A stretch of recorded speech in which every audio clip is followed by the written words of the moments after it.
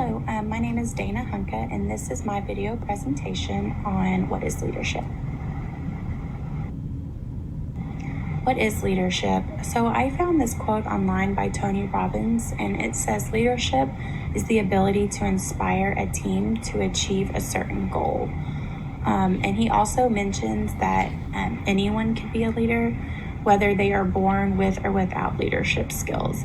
I also just wanted to add that leadership is about teamwork as well. Going into this class, I hadn't really thought about it like that before. I thought that leadership was just about delegating. And while that is a part of leadership, it's not just about that. It's about working together as a team to achieve a certain goal. So here is the photo I found that I thought represented leadership. And it says leadership is action, not position. I chose this photo because I always thought of leadership as a position. I was under the assumption that anyone in a supervisory position was automatically in leadership. And while they should be, that doesn't necessarily mean that you are effectively leading. As a person in a higher up position, if you are not leading your followers to a common goal and actually working with them to achieve a common goal, then you're not effectively leading your team. So it's really all about teamwork and not just about making the boss look good. How have you applied what you have learned about leadership in this course to your current workplace? So one of the things that has really stuck out to me in this class was learning about blind spots. So one of my blind spots is realizing that everyone may not work at the same pace that I do. I have to allow others to work at their own pace in order to be successful. And it's okay that we don't all work at the same pace, but that's just something that I've learned that I have to allow others to do. Another blind spot of mine is my tone of voice. So when I'm at work, I am super focused. I'm in work mode. So when I'm talking to someone else, I've been told I can come off being kind of intimidating, and that's never my intention. And so since that's been brought to my attention and taking this class, I've really tried learning how to speak to others more effectively by, talking a bit softer and really being able to read that person and how they are able to receive my tone, basically.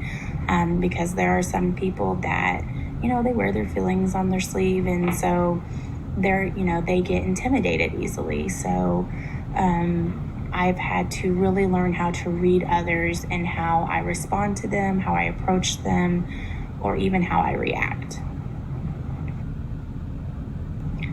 What is the role of health, well-being, and self-care in leadership?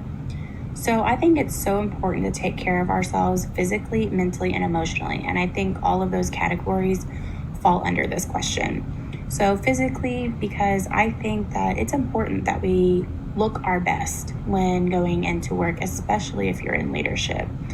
I'm not saying come to work in your 3-piece suit and, super fancy clothes, but you can still look presentable without doing those things. And as a leader, we are what sets the tone and the foundation for our office or whatever department you are in or that you're leading.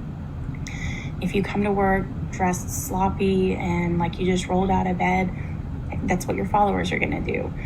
So it's really important that we lead by example, and I think that's one way that we can. So mentally, I think it's so important that we take care of our mental health. It's easy to get stressed out and bogged down when you're in leadership. So I think it's important to be able to recognize when you're feeling that way and address it. Ask for help when you need help. It's okay to be in leadership and ask for help. So emotionally as well, that kind of goes in with stress and whatnot. I also think that in those two categories, like rest is super important. That's also important for your physical health, but it also plays into our mental and emotional health as well. If your body's not getting rest, you're not going to function very well the next day. And if we're not functioning well, how are we going to lead our team? We're not going to be able to be focused the next day. and be successful and be efficient and effective. So I think it's super important to take care of ourselves physically, mentally, and emotionally. How do leaders grow and develop? By failing. So I found this picture on the internet that I really liked, and it says fail forward. With leadership comes growing pains and trial and error and failing. And I think that's okay. I think what matters is what we do with those failures. Are we going to keep failing over and over again? Or are we going to learn from our mistakes? And we also have to remember that our team is watching us. And I think it's okay to fail in front of your followers. It shows them that, hey, they're human too. They make mistakes, so they're going to know when they make a mistake, they can come to us and say, hey, I messed up.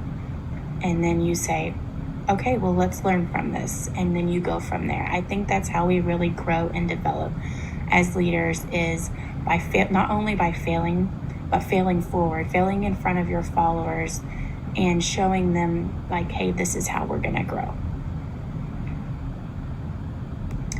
On a scale of 1 to 10, how important do you think awareness of your own cultural biases to your success as a leader? Explain those ratings. I wasn't really sure how to rate myself in this category because I've never personally experienced it in the workplace. I don't consider myself to be extremely culturally biased. I try not to look at the color of other people's skin or their beliefs or their culture. I think it all just boils down to respect. But I do know that it is important. I think that because I've traveled abroad, that has really helped me on how I view other cultures. So when I was about 20, I traveled to Bangkok, Thailand on a missions trip. And so I was taught the culture over there because we were going to be there for about 2 weeks. So it was important to learn their culture so we didn't offend them. And it was also for our own safety. So I think that has really helped me being able to see other cultures by traveling outside of the U.S. But, let's say that, I'm leading a team here at my work, and let's just say there's a Thai person in my group. If they wanted to come in and take their shoes off, I would be okay with that. But that doesn't mean I'm going to, so I respect it, I accept it, but I might not practice it. But the difference is if I was to go to their home or wherever they're residing at, I would take my shoes off out of respect because you're in their domain, you're in their environment. So it's important to know the difference.